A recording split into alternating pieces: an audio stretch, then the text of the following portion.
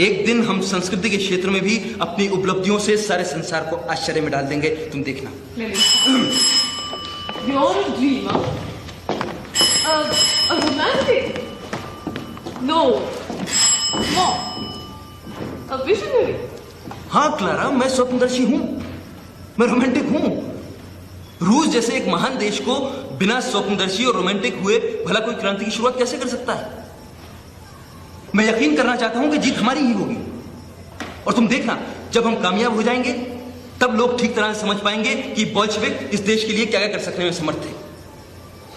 मैं चाहूंगा लोग 1920 के इस भूखे और सर्द सालों को याद करें। पछतावा है तो बस ये कि उन विस्मयकारी दिनों को देख पाने का हम में से किसी को भी सौभाग्य नहीं होगा। Yes. खैर, क्या होता है क्लारा, जश्न मनाओ।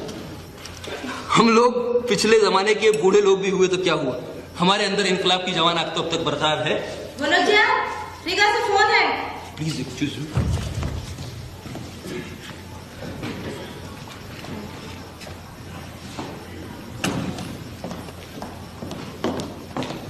एक कप चाय लोगी?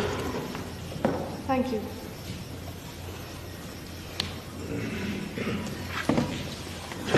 जॉन रीड ने इनके बारे में कितना सही कहा है। A strange popular leader. A leader purely by virtue of intellect.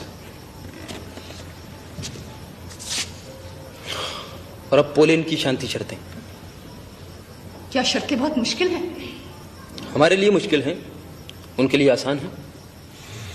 और आपका क्या फैसला है? इसका फैसला तो सेंट्रल कमेटी के हाथों में होगा क्लारा। यह फैसला आसान नहीं होगा। मुझे एक और जोरदार लड़ाई अपने कामरेडों के साथ लड़नी होगी, जैसी ब्रेस्ट लिथुएनिया समझौते के दौरान जर्मनों से लड़नी पड़ी थी। हम लोग किसी तरह से सर्दियां निकाल देंगे, लेकिन रेंगल से मुकाबला अभी बाकी है। इसके बहुत से पहलू हैं, लेकिन उनमें से सबसे महत्वपूर्ण है, क्या हम रूसी जनता को बिना किसी सख्त जरूरत के एक और युद्ध में झोंक सकते हैं, उसका आतंक झेलने के लिए? हमारे लोगों ने हालांकि ऐसी बदहालियां खूब झेली हैं, लेकिन इसकी भी एक हद होती है। हम लोग 1914 से लगातार युद्ध में हैं, और अब फिर चले जाएं, फिर से लड़ाई के मोर्चों पर, फिर से भूखे रहें, फिर से मौत की बर्फ में जम जाएं।